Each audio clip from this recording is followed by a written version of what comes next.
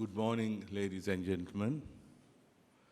I have just concluded a meeting with the Federal Minister of Foreign Affairs of Germany, His Excellency Dr. Frank-Walter Steinmeier.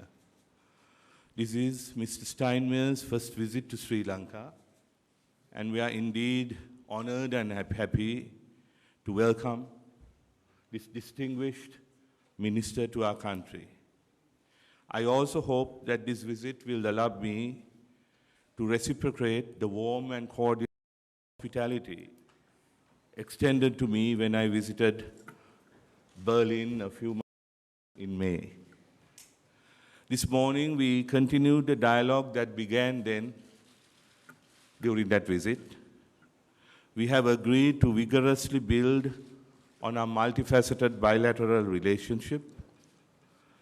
Our fruitful and productive discussions focused on identified areas of cooperation and on working towards forging closer and tangible links in the short and long term.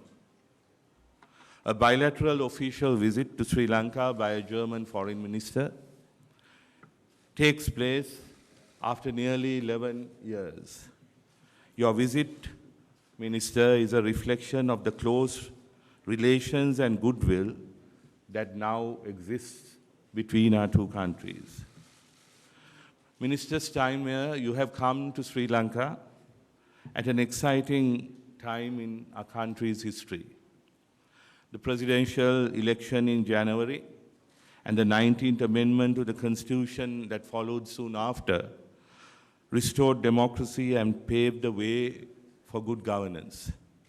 This mandate for reform and reconciliation was reaffirmed recently in the general elections. Sri Lanka is now consolidating its democracy and transitioning towards a rule-based polity and economy. We are laying the groundwork for a new constitution, including a new electoral system based on what is popularly known as the German model, resolving long-standing grievances of minority communities and embarking on wide-ranging economic reforms to create a social market economy with a genuinely level playing field.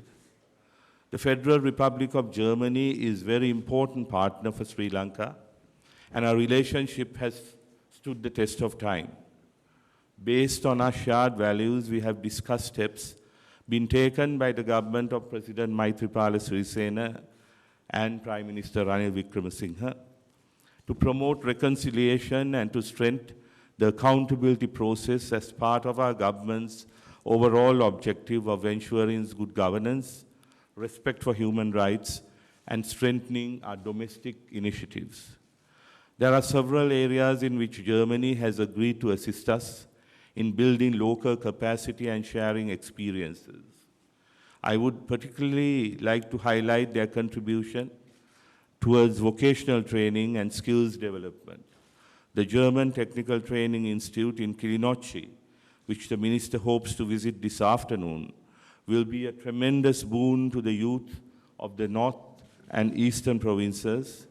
The German Technical Training Institute in Katubad, established nearly 3 decades ago, has similarly hugely benefited young people of the South. We have agreed on prioritizing closer economic cooperation. Germany is Sri Lanka's 5th largest export market, accounting for nearly 5% of our exports. Last year, our total exports were US dollars 824 million, and our target is for trade turnover to cross the US dollar 1 billion mark within the next few years. Now that Volkswagen and other companies are showing some interest in coming to Sri Lanka, we would also like to encourage other German firms, including those from the Mittelstand, to take advantage of Sri Lanka's skilled labor force, improving governance and ready access to emerging markets along the Indian Ocean Rim, including India and Pakistan, with whom Sri Lanka has free trade agreement. We look forward to regular high-level interaction at all levels, which will certainly pave the way for a more robust German-Sri Lanka relationship, which will benefit our countries and our peoples. Later today, Minister Steinmeier will call on President Sirisena and have discussions with Prime Minister Ranil Wickremesinghe.